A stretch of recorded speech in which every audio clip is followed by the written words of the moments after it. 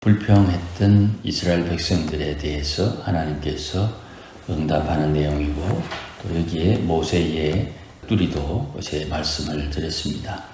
16절 말씀해 보시면 하나님께서 모세의 그 둠리에 대한 이야기를 대안으로 말씀하시기를, 백성 중에 장로와 지도자가 될 만한 사람 70명을 모으라, 그렇게 말씀을 합니다. 그리고 그들이 하나님 앞에 회막 앞으로 나오면 모세에게 임한 영을 그들에게도 임하게 한다, 그렇게 말씀을 합니다. 이 말씀이 이제 신학적으로 아주 중요한 말씀이 됩니다. 모세에게 임한 영을 그들에게도 임하게 한다 할 때에 이 표현법이 떼어 나눈다, 이런 뜻입니다. 모세에게 임한 영을 떼어서 저들에게도 임하게 한다. 주체는 모세에게 임한 하나님의 영이 저들에게도 동시에 임하게 되는데, 그 영의 방향성 혹은 의도, 뜻, 이것들이 모세에게 임한 영에서 벗어나지 않는다, 이런 뜻입니다. 며칠 전에 성찬 예식을 거행했습니다마는 큰 덩어리의 떡을 떼어서 먹죠. 우리는 편의상 잘라서 먹습니다마는 큰 덩어리 하나의 떡을 잘게 나누죠. 그것을 떼어서 먹는데, 나누어 먹는데 하나님의 영이 임했고 그 영이 하나가 나누어지는 것입니다. 영이 그렇게 어떻게 나누어집니까? 이렇게 또 산술적으로 생각하실 수 있겠습니다만은 하나님은 전능하신 하나님임을 우리가 기억해야 됩니다.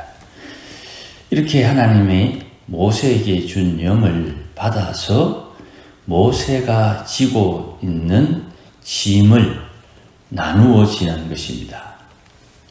17절 말씀 뒤에 그들이 너와 함께 백성의 짐을 담당하고 너 혼자 담당하지 아니하리라.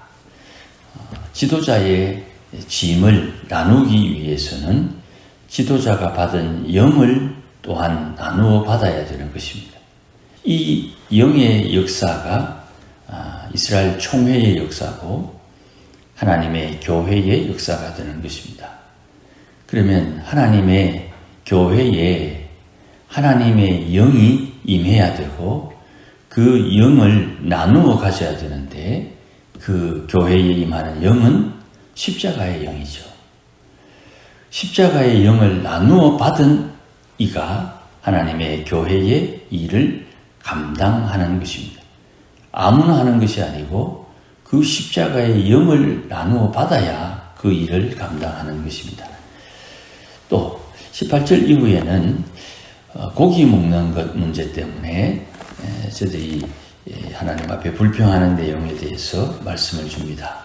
18절 말씀 앞에 보시면 하나님께서 백성에게 말씀하시는 것이 너희의 몸을 거룩히 하여 내일 고기 먹기를 기다리라, 그랬습니다. 뭔가 심상치 않죠. 고기 먹고 싶습니다 하면 옛다 고기 먹어라, 이렇게 끝이 나야 되는데 고기 먹기를 기다리는 자세가 거룩함에 있는 거예요. 중요한 것입니다. 하나님 앞에 어떤 은혜를 입고 어떤 성취된 일을 구하면 그 일을 감당할 수 있는 거룩함이 있어야 되는 거예요. 그 거룩함이 없이 하나님의 일을 받는다, 그건 심판이 되는 겁니다. 우리가 거룩함을 대수롭지 않게 생각하고 인간적인 거룩함, 뭔가 신령함으로 자꾸 포장을 하는 경우가 있어요. 종종 말씀드립니다마는 이 땅에 좀 종교적인 사람들은 이 땅 쓸모없다, 이 땅을 허상으로 보고 실상의 영적인 세계를 추구하는 사람들이 있습니다. 대표적인 철학자가 플라톤입니다. 그래서 그 플라톤 이후에 영지주의가 발생되는데, 그 영지주의 플라톤 철학이 불교 철학에 비교하면 아주 가소롭습니다. 서양 철학에 플라톤 철학이 불교 철학에 비교하면 아주 우수해요. 특별히 선불교는 독특하고 영적인 지향이 굉장히 강합니다. 그러다 보니까 우리 성철 스님이 했다는 유명한 말, 물론 성철 스님 이전에 다른 분이 하신 말씀입니다만은 산은 산이요, 물은 물이요, 산은 산이 아니요, 물은 물이 아니요, 다시 산은 산이요, 물은 물이요. 이 화두는 우리가 생각하는 것보다 엄청나게 심오합니다. 영적인 영안을 뜨게 되면 그 과정을 반드시 겪어요. 그러니 하나님께서 하시는 일을 경험하고자 할 때 하나님이 원하는 거룩함이 없으면 그는 심판을 받게 되는 거예요. 고기 먹고 싶습니다. 울면서 떼를 부리는데 하나님은 그들이 원하는 대로 고기를 줍니다마는 고기를 받는 이 중에 스스로 거룩함을 유지하지 못하거나 거룩함을 추구하지 않는 이는 그 하나님의 선물을 받고 되레 망하는 거예요. 이러니 하나님께서 말씀하시는 이 내용을 듣고 모세가 너무 놀라서 21절에 이런 이야기를 합니다. 나와 함께 있는 이 백성의 보행자 남자만 60만 명입니다. 어제 말씀드린 것처럼 최소한 1인 4명의 가족이 있다 생각했을 때 약 300만 명입니다. 300만 명이 한 달 동안 고기를 먹게 하신다 하는데 얼마만큼의 양떼, 소떼를 잡아야 되고 물고기를 잡아야 됩니까? 이게 모세가 상상한 산술적 계산이지요. 새가 날아올 생각은 전혀 못하고 있는 겁니다. 그때 하나님께서 23절에 여호와의 손이 짧으냐 내 말이 응하는 것을 네가 볼 것이다. 그렇게 하나님께서 말씀하십니다. 23절의 말씀이 우리 마음에 늘 새겨져 있어야 됩니다. 하나님이 하시는 일은 언제나 가능한 겁니다. 그 가능한 일이 이루어지지 않는 이유를 18절 말씀에서 스스로 잘 판단할 수 있어야 됩니다. 내가 이 응답을 받아 거룩함이 없어 망할 것이냐? 거룩함이 없으니 하나님께서 응답을 보류하시느냐? 거룩함을 유지하거나 거룩함을 통해서 그 응답을 받을 것이냐? 이것을 내가 스스로 잘 처신해야 되는 거예요. 하나님이 하시는 일 말씀대로 된다는데 말씀대로 안 되노? 그 말씀대로 되면 너 죽어. 말씀대로 되면 너는 죽는다. 하나님이 모든 일들로 통해서 우리에게 긍휼을 베풀어 주신다는 것, 하나님의 입장에서 생각하지 않고 모자라는 내 입장에서 왜 안 주노? 왜 안 주노? 안 주는 것이 하나님의 은혜지요. 기회를 주고 깨닫게 하고 다시금 하나님 앞에 어찌해야 하나님께 구한 것을 받을 수 있는지, 어쩌면 내가 구하지 않아야 될 것을 구하고 있는지 스스로 잘 생각할 수 있어야 되는 거예요. 탐욕. 내게 필요 없는 것, 내게 소용없는 것, 어쩌면 내게 근본적으로 해로운 것을 구하고 있는지도 모르는 거예요. 먼저 24절 이후에 모세의 영을 나누어 받는 70명의 장로에 대한 이야기가 나옵니다. 하나님께서 모세에게 준 이 말씀에 따라 회막 앞에 나온 이 사람들 70명을 불렀는데 68명이 온 것 같습니다. 엘닷과 메닷이 여전히 장막에서 거하고 있습니다. 하나님께서 말씀하신 대로 그들이 나오든 나오지 않든 하나님의 영이 임합니다.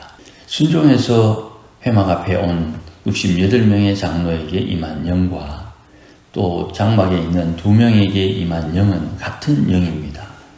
이들의 나중에 대해서는 구체적으로 언급이 되어 있지 않지만 분명히 하나님의 영이 임했습니다. 그리고 이 영이 임한 것을 가지고 여호수아와 모세의 대화가 28절에 기록이 되어 있는데 이 대화 속에 독특한 표현이 하나 있지요. 29절에 네가 나를 시기하느냐. 모세가 하나님 앞에 넋두리 했던 그 안타까움을 여호수아는 이해는 하지만 제대로 그 상황을 모르지요. 그래서 여호수아는 어떤 자기만의 생각, 자기의 생각이 분명히 있습니다. 그러나 그의 생각에 이 리더십이 분산되는 것, 그리고 엘닷과 메닷이 장막에 머물러 있는 것이 썩 좋은 마음이 아니라는 것은 우리가 눈치챌 수가 있죠. 모세에 대해서 적어도 호의적이지 않고 어쩌면 반대하는 이가 하나님의 영을 받았다. 이것이 결코 모세에게 유익하지 않을 수 있으니 합리적으로 여호수아는 저들에게 임한 영으로 예언하는 것을 말려야 되지 않습니까? 이 여호수아의 이야기가 합리적이고 논리적인 겁니다. 그런데 이 사람들의 합리성을 모세는 시기함으로 보는 거예요. 요거는 생각할 것이 많습니다. 하나님의 영을 받은 이들이 하나님의 성령의 인도함을 따르는 것, 그 중에 저 사람이 하나님의 성령을 받았는데 왜 내하고 다른 생각, 다른 행동, 다른 의도를 가질까? 그런 궁금증을 가질 수가 있어요. 내가 하나님이 아니고 내 의도가 하나님의 뜻이 아닌데 다른 사람이 다르게 나와 다르다는 것으로 저들에게 임한 영을 다른 영으로 보는 어리석음을 범할 때가 있다 이 말이죠. 모세의 공식적인 입장은 뭡니까? 29절에 여호와께서 그의 영을 그의 모든 백성에게 주사 다 선지자가 되게 하시기를 원한다. 모두 다 선지자 되기를 원한다. 이 선지자 되는 것이 신약 성도들이 받은 은혜 아닙니까? 모두가 다 예수의 영, 성령을 나누어 받죠. 누구든지 예수의 영, 성령을 받으면 선지자입니다. 이건 낯설지만 성경이 말하는 진리예요. 그러니 하나님의 교회 안에는 목사를 중심으로 움직이거나 장로를 중심으로 움직이면 안 됩니다. 하나님의 성령의 중심으로 교회가 움직여야 되는 겁니다. 결국 교회의 싸움은 참교회, 거짓교회, 교회에 누가 주인이냐? 하나님의 영, 성령의 인도함을 받는 이가 참주인 예수님을 섬기는 일로 교회의 사역이 진행되는 것이에요. 이거를 놓치면 안 됩니다. 모두가 다 성령을 받아 예수를 주로 시인하고 우리 공동체 교회의 주인이 예수님이라는 사실을 인정하고 성령에게 예배하며 봉사하는 이가 참교회가 되는 거예요. 교회 안에 가짜 교회가 있을 수 있는 거죠. 누굽니까? 누구냐고 물으면 안 됩니다. 성령은 바람처럼 역사하시니까. 내가 성령의 지시함을 받는 사람이냐가 중요한 거예요. 내일 고기를 먹을 것인데 나는 거룩함을 가지고 있느냐? 있으면 나는 내일 고기 먹어도 안 죽는데 거룩함이 없는 이는 죽는 거예요. 하나님의 교회의 주인이 누구냐? 주인 행세는 누가 하느냐? 성령이 해야지. 난 아니다. 적어도 이런 마음 가진 이는 내일 고기 먹어도 살아요. 하나님의 교회의 주인이 누구냐? 이건 아주 중요한 고백이 되는 것입니다. 그리고 이들이 성령을 받아 예언하고 시간이 지난 뒤에 다 진정으로 자기 집으로 돌아갑니다. 31절 말씀에 하나님께서 바람을 사용해 가지고 메추라기를 몰고 옵니다. 적게 거둔 이도 10호멜 이랬는데 한 호멜이 약 한 200리터쯤 됩니다. 200리터면 좀 감이 없지요. 부피니까 반드럼입니다. 한 드럼이 400리터니까 그러면 5호멜, 5드럼 그리고 거기에 그 공간에 꽉꽉 눌러친 주먹보다 조금 더 큰 메추라기 몇 마리나 들어갈까 상상을 해볼 필요가 있죠. 이렇게 우리가 좀 생각을 해보면 그 부피가 대충 가늠이 됩니다. 이것을 진 사면에 펴두었다. 이 펴두었다 하는 것은 고기를 손질해서 말리는 모양으로 우리가 이해하면 좋겠습니다. 그리고 이 고기를 이제 요리를 해서 먹는데 입에 고기가 있으나 씹히기 전에 하나님의 재앙이 임합니다. 어떤 재앙이 임했는지는 기록되어 있지 않습니다만은 그곳 이름이 기브론 핫다와, 이 장소는 탐욕의 무덤이라는 뜻입니다. 욕심을 가진 자들의 무덤, 거기에서 장사했으니까 무덤이 됩니다. 욕심을 가진 자가 거룩함이 없으니 그들에게 하나님의 재앙이 임했다. 그리고 그들은 거기서 죽었다. 어떤 열망과 열정, 소망과 또 무언가를 소유하려고 하는 어떤 열심이 있으면 그 열심에 합당한 거룩함이 있어야 되는 겁니다. 이것은 우리가 깊이 묵상해야 됩니다. 하나님의 나라를 위해서도 묵상하고 개인의 안위를 위해서도 묵상해야 됩니다. 내가 어느 만큼 역량을 가지고 살아갈 수 있는가? 제가 종종 말씀드린 대로 다윗의 복을 구하는 사람은 다윗이 받은 그 삶의 궤적, 한 10년 도망자의 생활을 살 각오를 하고 다윗의 복을 구해야 되는 겁니다. 다니엘의 그 엄청난 지혜를 구하고 싶거든 하나님 앞에 결단하는 자세가 있어야 되는 겁니다. 아브라함의 복을 받고자 하면 모리아산에서 자기 자식을 내칠 수 있는 그런 상황을 이길 힘이 우리 안에 있어야 되는 겁니다. 그저 성경에 좋은 말씀, 부러운 은혜, 이것은 고맙고 거기에 합당한 대가를 지불하는 것은 주저한다면 그건 하나님 앞에 합당한 처신이 아닐 수 있는 것입니다. 생각할 것이 많이 있지만 대충 이렇게 좀 말씀을 살펴보면 민수기, 하나님의 백성들이 출애굽의 여정 가운데 겪는 다양한 사건들을 통해서 이들이 하나님 나라에 합당한, 약속의 땅에 들어가기에 합당한 저들의 악한 성품을 제거하는 그런 여정들로 우리가 좀 이해를 하고 이 과정들을 우리 인생의 성화의 과정과 접목시켜서 묵상해 볼 때 우리가 어릴 때부터 이런 신앙의 지도를 받았어야 했고 이런 신앙의 지도를 받도록 누군가에게 하나님이 내 인생 속에 세운 권위자를 내가 수용하고 그들로부터 신앙 교육을 부모를 통해서든지 목사님을 통해서든지 선생님을 통해서든지 동네의 어른이든지 교회의 장로님이든지 누구든지 주의 세우신 권위자에게 순종함으로 이 거룩한 성화의 과정을 배웠어야 된다 이 말이에요. 저에게도 부족함이 있고 우리에게도 부족함이 있으나 지금에서라도 하나님의 약속에 의해서 하나님 앞에 받을 상급을 준비하는 하나님의 부르심을 준비하는 입장에서는 여전히 이것을 배워야 되는 것입니다. 그래서 하나님께서 우리에게 주시는 상급은 각자에게 줍니다. 한 이불을 덮고 자지만 부부가 상급을 다르게 받아요.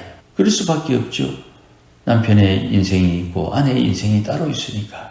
아무쪼록 하나님 앞에 기도할 때에 우리의 하나님 앞에 간절한 소원이 하나님 앞에 합당하도록 또 거기에 걸맞는 거룩함을 유지하고 거룩하게 되기 힘쓰는 우리의 아름다운 모습도 함께 하나님 앞에 기도하며 구하는 지혜로운 우리 모두가 되고 하나님께서 예비하신 은혜가 우리 가운데 풍성히 임하기를 주의 이름으로 축복합니다. 기도하십시다. 하나님 아버지 고맙습니다. 하나님의 교회는 주의 것이요 주께서 주 앞에 순종하는 자를 통하여 하나님의 일을 이루어감을 고백하고 찬송합니다. 하나님 앞에 거룩한 삶을 살기를 원합니다. 물론 우리가 거룩하지 않고 거룩함에 연약하고 어리석음도 있고 때로는 하나님께서 원하시는 것을 내 생각과 내 경험으로 오해하는 경우도 있습니다. 여하튼 하나님의 은혜 가운데 살기를 소원하고 주를 섬기기를 원하고 하나님 앞에 충성하기를 원하는 주의 백성들 합당한 거룩함을 따라 하나님이 주시는 은혜와 복을 누리며 하나님의 약속에 따라 하늘 상급 잘 준비할 수 있도록 날마다 주의 성령님 우리의 심령 인도하여 주시고 역사하여 주옵소서. 오늘도 하나님의 교회 위에 하나님의 빛이 임하고 생명의 역사가 나타나도록 주장하여 주옵소서. 예수님의 이름으로 기도하옵나이다. 아멘.